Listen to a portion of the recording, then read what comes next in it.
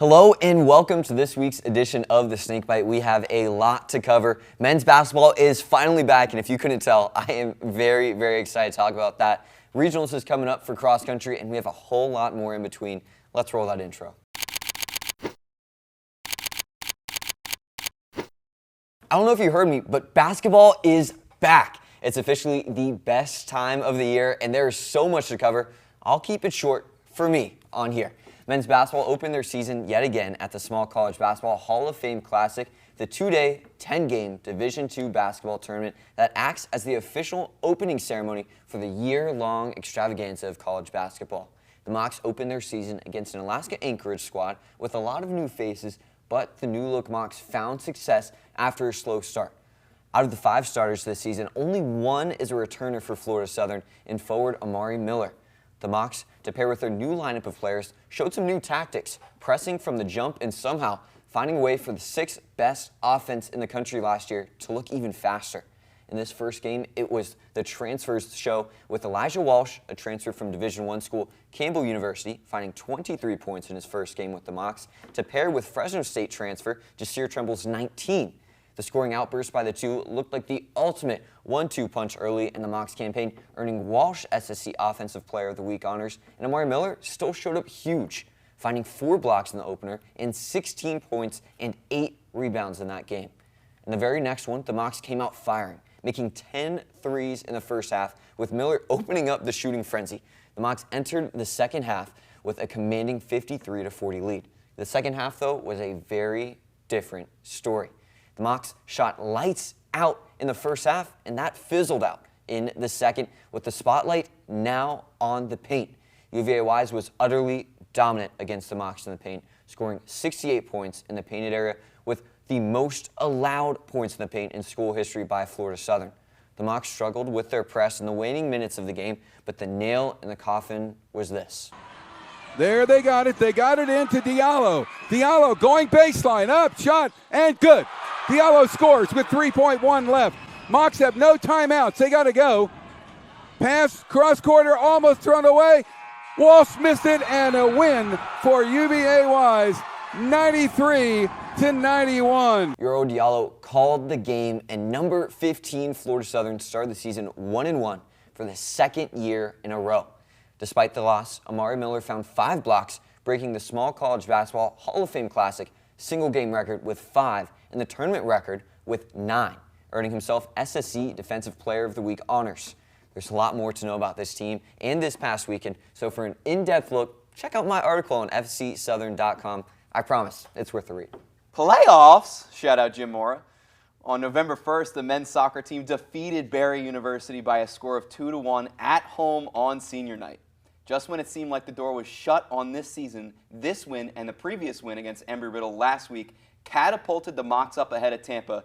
And Tampa, by the way, lost their senior night affair at home. Oh my goodness, to take that 8th and final playoff spot. After the senior night festivities ended and the game against the Barry Buccaneers got started, it took 36 minutes and 50 seconds to see the first goal of the affair, and it wasn't the Mocs who scored it. Going into the second half, the score was 1-0 Barry, and it seemed that FSC was on track for disappointment. That is until Darcy Moffitt went Ultra Instinct, collected a power pellet. However you want to describe it, he unlocked God mode. Moffitt scored in the 71st minute to tie the game, invoking life into both the crowd and the squad on the field. The offensive pressure was persistent, and just 8 minutes later, Moffitt found the back of the net again on a wonderful header goal assisted by Dakota Henry. Barry would have one last unsuccessful push, and the game was finalized at 2-1. And Carl, I know you like hearing about the stats of the game. 14 shots for the Mocs in that second half. Having already claimed a spot in the postseason, the Mocs wanted to keep some momentum, but in the season finale against St. Leo last night, they fell at home by a score of 2-0. Near the 36th minute, at the end of the first half, the Mocs nearly had a first goal of the night, but after a beautiful cross, the shot was blocked by a Lions defender. The Lions then turned the momentum around and put up their own attack that saw a miraculous Lasse Detmer save, as well as a follow-up save from a Moc defender. St. Leo remained persistent, and in one foul swoop with 3 minutes and 6 seconds remaining in the first half, the Lions put one on the board. The second half wound off the clock in super speed, and multiple pressures were all the Mocs had to show for the lost time. The score would remain 1-0 until a garbage time goal with 19 seconds left, where Detmer was out of place in an attempt to help the offense. The Mocs will now face what seems like an impossible task: get a road win against the SSC regular season champs, Palm Beach Atlantic. That happens on Monday, November 10th, so be sure to keep track of the game on the SSC Digital Network or check fscmocs.com for the score. Women's soccer closed out its strong regular season with 2 road matches. Last Saturday, they traveled to Miami Shores to face Barry University. That one ended in a draw for Barry, who by far leads the conference in ties this season, with neither team able to find a goal because of that Barry defense. Barry, though, they only had 1 shot on goal all night. Carly Brodsky, you guessed it, picked up the save on that one. Florida Southern was the most aggressive team, though, by far, recording 10 shots to Barry's 3. Neither team, though, got the job done. After a few days off, the Mocs then traveled up north to Jacksonville, wrapping up the regular season with a matchup against Edward Waters University. The Mocs took home the victory, outscoring the Tigers 2-1. Isabella Payne scored her 4th goal of the season, assisted by DeSantos and Jeffries. And after the Tigers tied the match at 1-1, Ava Hackworth, the freshman phenom, delivered the dagger in the 87th minute to win the match for Florida Southern. Florida Southern now finishes the regular season with an 8-2-6 record, and they are waiting to see what their quarterfinal matchup in the SSC tournament will look like. Women's swim faced yet another Division I opponent last Friday against the University of Miami Hurricanes. The event opened with the 200-yard medley relay, where the Mocs team that comprised of Zoe Shelley, Mallory Baker, Elizabeth Sykes, and Sam Hunter placed second, just 4 seconds behind Miami. The lone singles win came from Alexa Paredes in the 200-yard breaststroke, where she narrowed out the competition by less than 0.7 of a second. Beside Paredes' performance, the closest Moc to winning a singles race was Zoe Shelley, who placed second in the 100-yard backstroke, just 0.8 of a second behind a Hurricane swimmer.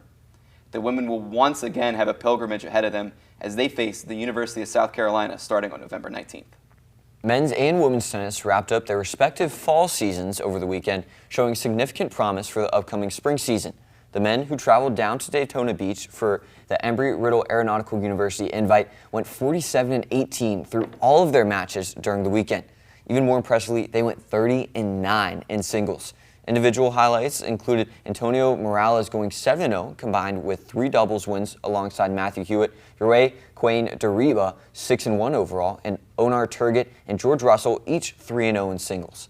As for the women, they stayed at home in Lakeland to play in the FC Fall Scramble, and after solid performances on day 1 that included 14 singles victories, the Mocs kept the momentum going through the second day in doubles, going 8-2. Those doubles performances were highlighted by 7 dominant 6-0 or 6-1 wins for the Mocs. Both teams will look ahead to the spring season, where they'll hope to continue the momentum on the scorecards. Volleyball had another busy week, looking to bounce back after a rough stretch during the middle of October. Unfortunately, that tough stretch continued in their 4-set loss to Nova Southeastern and a 3-set loss to the Sailfish of Palm Beach Atlantic. Tuesday saw the tides turn with a 3-1 victory over St. Leo University, Florida Southern's first win since October 11th. The Mocs got off to a hot start, taking the first 2 sets 25-17 and 25-22, where Tori Burton ended the second set with a clutch kill, giving the Mocs full momentum going into the third set. St. Leo battled and stayed alive with a 25-22 win in the third set, but Florida Southern sent them packing with a commanding 25-13 victory to conclude the match. The Mocs are now 11-11 with their next match against Exeter on Friday evening.